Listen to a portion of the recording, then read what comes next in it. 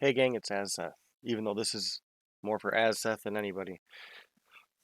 For some context, again, some videos I just do for myself to get my thoughts out there and later reflect on or utilize. So, if you're listening, enjoy this ride. I have been looking into just archaeological digs, and I want to make this short. Not this isn't going to be some massive video, but just with evidence of like the Younger Dryas event, 14,000 roughly years ago, tying with biblical revelation, not even biblical, religious, mainly Abrahamic, but not even because almost every religion shares similar stories about floods and things from the sky. But I've just been thinking a lot about time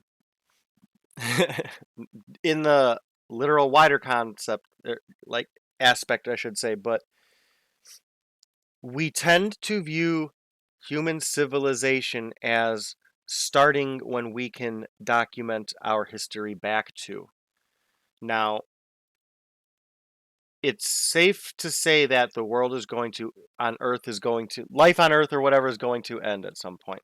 It could be a meteor, it could be gamma rays, it could be a volcanic event, whatever. We could cause it.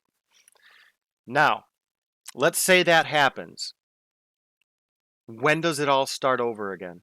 I'm just starting to think about the fact that as astronomically unlikely as life is, once you have the conditions for it, I think we ignorantly think we're in a set of or a block that allows it where it may just be a permanent cycle on Earth. Not saying humanity, not intelligent life, but be it dinosaurs, more aquatic based life based on sea levels and temperatures and I'm just thinking of two main things. And one is that I guess I'll start if we start, let's just say 20,000 years ago, that whatever happened, a reset switch. And things progressed to where life started and we are where we are now. What happened before?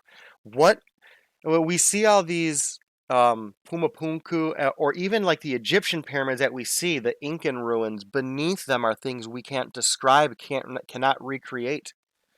And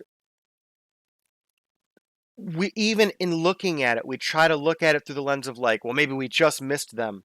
But what if there was just and so now with that said, I want to rewind back to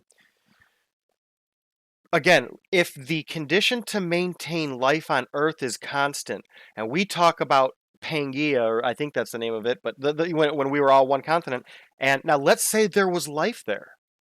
I was thinking about this the other day, just kind of pondering about how today humanity, for all intents and purposes, started in 5 different spots. Not, but and that created conflict and not the resources, the morality, the mentalities, the conditions, the histories were different. But let's go back to not even before this current cycle, but another.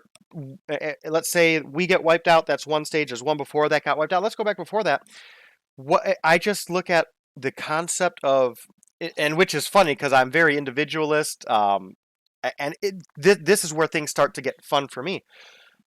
Let's go back to that third stage and say, like, what if that, or even in that second stage? So let's go to the archaeological digs we're finding because it could easily be that also.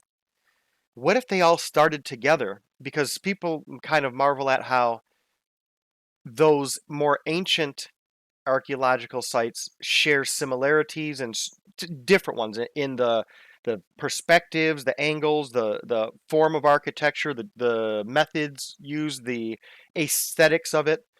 So what if in that time humanity started in one spot? Pangaea was, or not, so eventually Pangaea broke away, but they were still connected. But so what if again that is the infancy of humanity, or a stage of infancy of humanity, in that we started looking at everything out and in this era, whatever.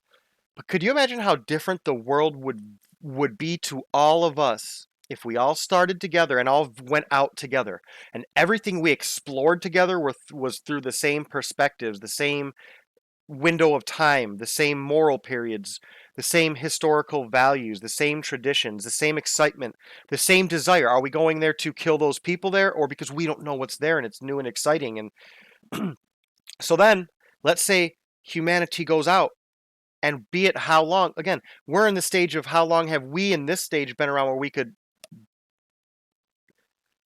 support life and humanity? How long was it before? How long did... So again, if these people are on these continents as they spread out, that's got to be one of the most amazing and unique and unavailable worldly experiences you can't really get today, especially because we know what everything is essentially on Earth. But even when we were exploring during the colonial era and the pre-discovery eras, it was all new, and we expected confrontation because a lot of people were going to places to flee confrontations or for resources that are being taken because of conflict and power orders. But again, all that in a hypothetical area where there's no outward...